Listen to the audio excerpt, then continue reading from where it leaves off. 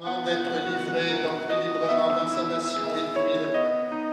Il rendit grâce, il le rompit et le donna à ses disciples en disant: prenez et mangez-en tous. Ceci est mon corps livré pour vous.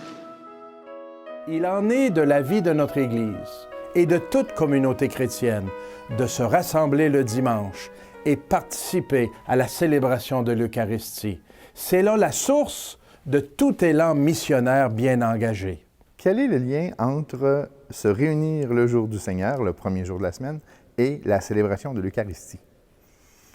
C'est un lien qui est très, très, très serré. En fait, on l'a dit, le jour du Seigneur, c'est le jour où on célèbre la résurrection du Christ. Mais qu'est-ce que c'est l'Eucharistie? C'est de refaire les gestes par lesquels le Christ s'est offert au Père, il a donné son corps, il a donné son sang, en sachant, dans l'espérance que ce don de sa vie se transformerait en résurrection. Et c'est ça à quoi on croit. Alors, quand nous, à notre tour, on reprend le pain et le vin, on refait les gestes qu'il nous a dit de faire en mémoire de lui, avec cette idée de dire, tout comme le Père a ressuscité le Fils, nous aussi, nous voulons être dans cette marche vers la vie éternelle. Nous aussi, nous voulons offrir notre vie au Père comme le Christ. Donc, nous célébrons par l'Eucharistie, fondamentalement, cette résurrection. Il n'y a pas de meilleur jour pour le faire que ce premier jour de la semaine. Et depuis 2000 ans, dimanche après dimanche, dans la mesure où on peut le faire, dans la mesure où les conditions nous permettent de le faire, on refait ce geste semaine après semaine. Eucharistie, c'est faire mémoire du Seigneur jusqu'à ce qu'il vienne, rendre grâce jusqu'à ce qu'il vienne. Il y a toujours cette perspective d'espérance. On l'a perdu de vue, nous, cette dimension justement d'attente du retour. Mais on est toujours des hommes et des femmes qui, normalement, de par toute notre structure comme sujet baptisé, qui devrions être ouverts sur cette perspective de l'attente du retour du Seigneur. Il y a une partie fondamentale qui ne dépend pas de nous, qui est la grâce, qui est l'Esprit Saint, qui est la présence de Dieu, qui est, appelons ça comme on voudra, hein, mais qui est le momentum de Dieu qui ne se commande pas ni pour une assemblée, ni même pour une personne précise. Mais on dispose la table. Je pense que c'est ça, comme animateur. En tout cas, on essaie de disposer la table comme pour un anniversaire. Un anniversaire, on dispose la table, mais on n'est pas maître de tout l'esprit festif.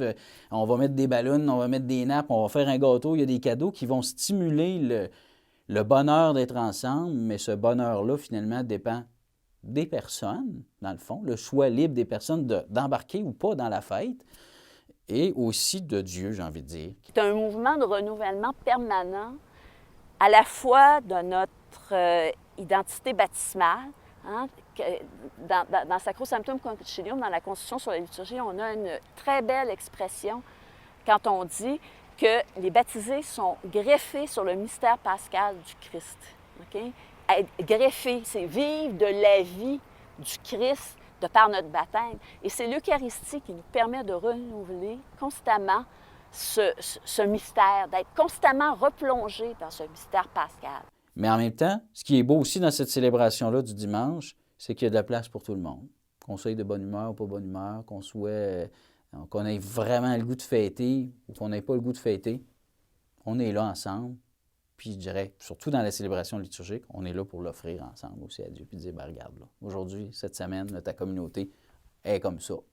Bien, prends-nous comme ça, Seigneur, fais-nous grandir, fais-nous communier ensemble, fais-nous partager nos souffrances et nos peines, nos joies.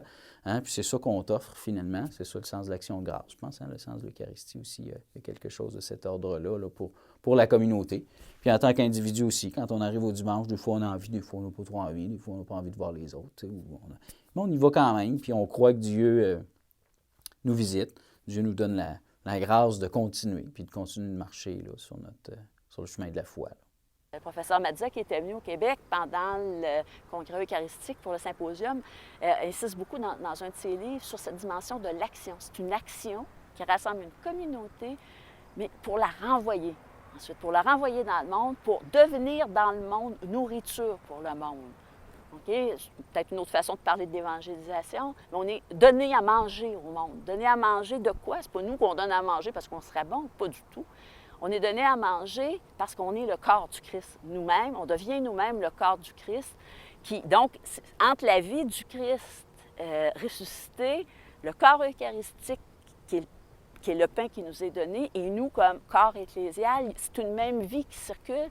Mais si on la garde pour nous, cette vie-là, je vais reprendre une métaphore de Saint-Dominique, quand le bon grain a tassé pourri.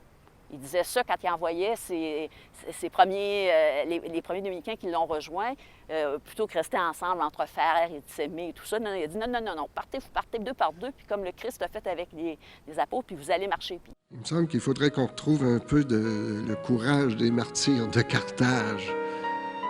Peut-être pas subir le martyre, mais en tout cas, être capable de dire avec eux, oui, nous avons célébré le jour du Seigneur. On ne peut pas vivre sans célébrer le repas du Seigneur. Oui, nous avons célébré. Nous nous sommes réunis le dimanche pour lire les Écritures. Oui, parce qu'on est convoqué. On n'est pas juste invité. Et là, c'est tout le sens du baptême et de notre adhésion à l'Église qui me semble devoir être soigné.